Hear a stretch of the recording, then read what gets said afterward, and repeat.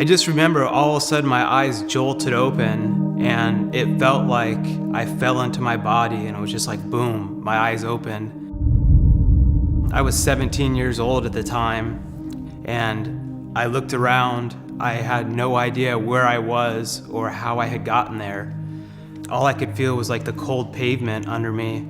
And as I looked over, I saw this dude that had a giant beard. As I stood up and kind of started walking out towards the door, I noticed that I was in a jail cell. I called my parents. I hadn't talked to them for about 2 months at that time. Hi, this is your son. I'm in jail and I need you to pick me up. As they took my mugshot, I saw my face appear on the screen, and the whole left side of my face was smashed in. I had been driving under the influence. My blood alcohol was basically so high, I should have been legally dead. My left eye socket was shattered.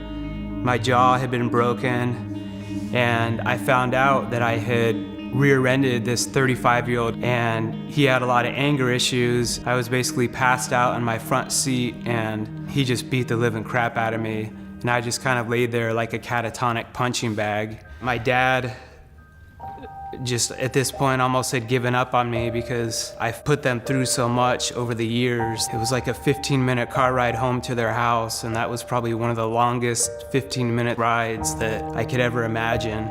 I had to get braces, and at that point in time, I had actually never read a book in my life. My dad happened to have an old copy of Stephen King's Pet Sematary, and I just happened to pick it up, and I started reading it.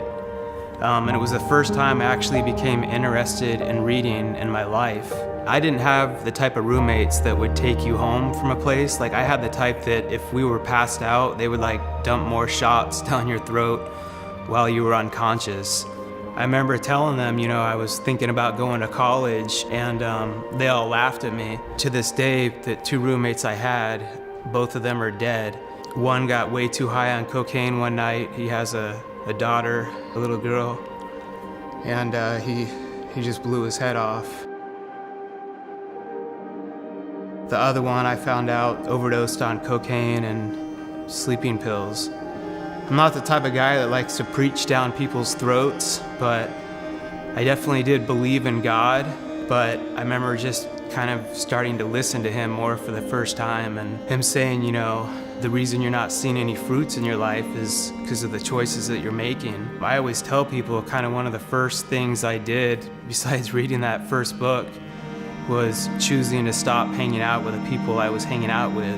When I got into college, again, I was always raised with a mindset. I was told I had ADHD.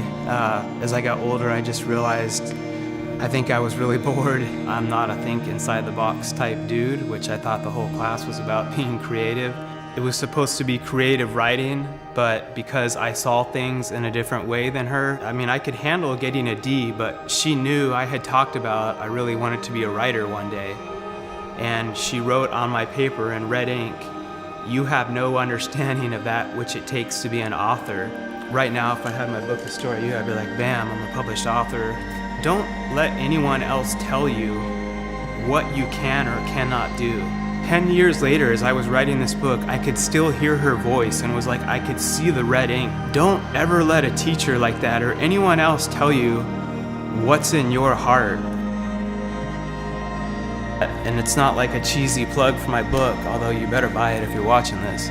I think from being that kid that was in jail and just realized what it was to have that rock bottom and to really want to never give up, because that's what eventually got me to read that first book, which truly began to change my mindset, that changed my life.